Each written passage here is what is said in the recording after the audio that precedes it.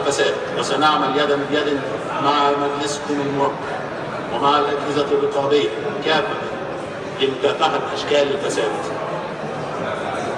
خامسا، أهدافنا محددة وواضحة يسهل متابعته وتقييم مدى التقدم المخلص في تحقيقه، بما يعزز من قيم الحوكمة والشفافية والمساهمة. سادسا، سنعمل مع القطاع الخاص وسنعالج البيروقراطية، وسنبدأ في إعادة بناء الجهاز الإداري للدولة على أسس من الكفاءة والنزاهة والفعالية. سابعا وأخيرا، فإن رضاء المواطن وصالحه هما قلب برنامج الحكومة، وبالتالي ستحظى الموضوعات التي تهم المواطن كالتعليم والصحة والإسكان والصرف الصحي وغيرها بأولوية مطلقة. ولكن أيضا علينا أن نعي أن هذا الإصلاح يحتاج إلى استثمارات ضخمة وبرنامج زمني متوسط المدى تظهر فيه النتائج الإيجابية التي ننتظرها جميعا. نواب شعب مصر العظيم، شرعت الحكومة في إعداد برنامج متكامل يمتد تنفيذه حتى يونيو 2018 في إطار استراتيجية التنمية المستدامة ورؤية مصر 2030. الاستراتيجية تم أعتقد توزيعها على حضراتكم اليوم، وإن شاء الله البرنامج اللي احنا تم إعداده هو في إطار هذه الاستراتيجية، بحيث إن احنا نمثل الخطوة الأولى من الإصلاح إن شاء الله. شرعت الحكومة في إعداد البرنامج المتكامل يمتد تنفيذه حتى يونيو 2018 في إطار استراتيجية التنمية المستدامة ورؤية مصر 2030. ونعتزم مراجعة ما يتم إنجازه على أرض الواقع بشكل دوري وتقييم لتعديل الخطوات والمسارعة في إصلاح الأخطاء، على أن تكون هناك مراجعة شاملة في يناير 2018 لإعداد برنامج جديد يراعي المستجدات على الساحة المحلية والدولية، ويأخذ في الاعتبار مستهدفات المرحلة التالية والتي تمتد حتى نهاية العام المالي 2020-2021. أود التأكيد أن الحكومة قد انحازت للمواطن بشكل تام بوصفه المحور الرئيسي لبرنامجه بكونه الهدف الأساسي لبرنامج عمل الحكومة خلال الفترة القادمة. ولذا لا نسعى فقط اتخاذ الإجراءات التي تحقق التنمية المستدامة لمصر وأبنائها، ولكن أيضا سنعمل على تخفيف آثار تلك الإجراءات على المواطنين. وتتمثل أهداف ومحاور برنامج الحكومة فيما يلي: أولا، الحفاظ على الأمن القومي المصري في مواجهة التحديات المحلية والإقليمية والعالمية. ثانيا، ترسيخ انتهى الوقت. وفي إطار المصارحة والشرطية اسمحوا لي في البداية أن ألقي الضوء على الوضع الراهن وأهم التحديات التي تواجه مصر في المرحلة الحالية والتي ينبغي أن نتعاون جميعا لمواجهتها.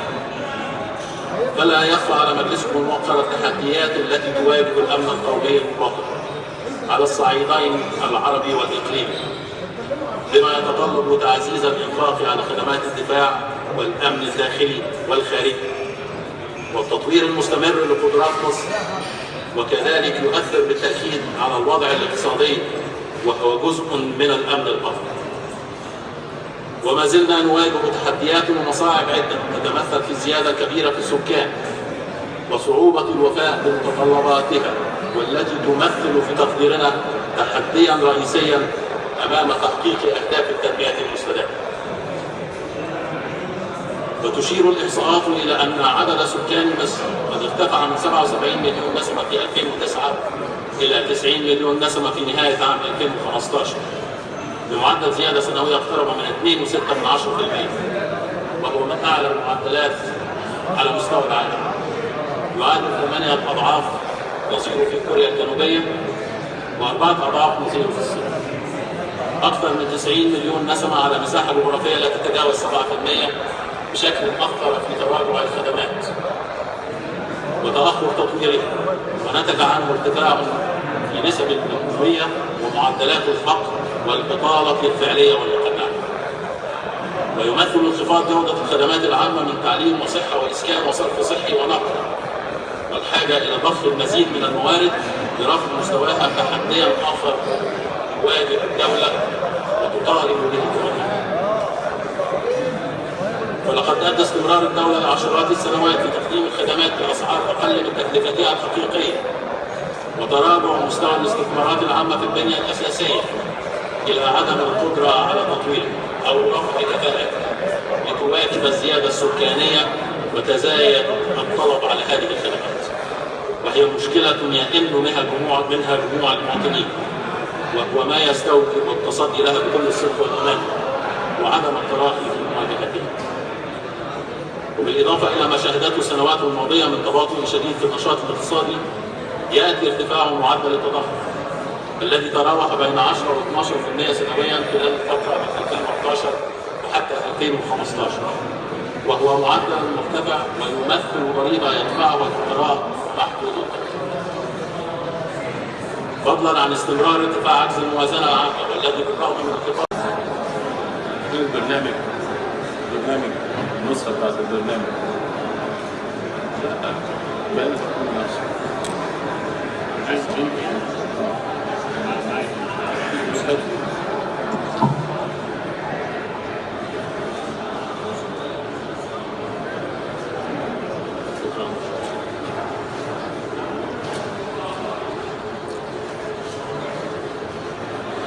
بسم الله الرحمن الرحيم.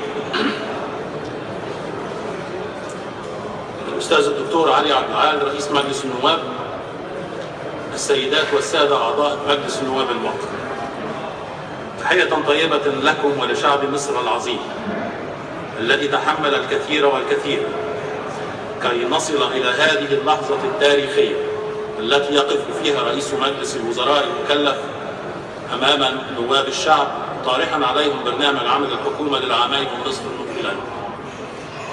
إنها بحق لحظة تاريخية تجسد حق الشعب ممثلا في نوابه الموقرين في أن يقروا برنامج عمل الحكومة بوصفه جزءا من عقد اجتماعي وسياسي بين الشعب ومن انتدبهم لخدمته في موقع المسؤولية من أعضاء السلطة التشريعية ومن يعطونهم ثقتهم من أعضاء السلطة التنفيذية. لحظة ترسخ تكامل العمل السياسي بين دستور ينظم ويضبط ورئيس جمهورية يقود ويوجه ويتابع وحكومة تنفذ وتتحمل المسؤولية وبرلمان يشرع ويراقب وقضاء يضمن الحقوق وينصف المظلوم وجيش يرضع ويبني وشرطة تنفذ القانون وتحترم حقوق الإنسان ومجتمع أهلي ومدني يساند ويدعم وإعلام حر ومنضبط وشعب ذي سيادة يتحول يوم الانتخاب من محكوم إلى حاكم يأمر ويقرر.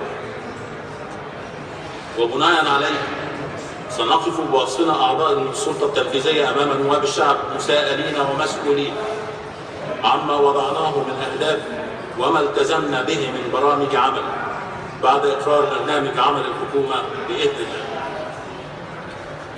السيدات والسادة النواب الموقرين، أضع بين أيديكم اليوم برنامج الحكومة الذي يؤسس لرؤية مصر 2030 التي أطلقها السيد رئيس الجمهورية مؤخرا، متعهدا باسمي وباسم كل عضو من أعضاء الحكومة استكمال مسيرة العمل الوطني بكل اجتهاد وأمانة وشفافية عبر برنامج سياسي وأمني واقتصادي واجتماعي متكامل.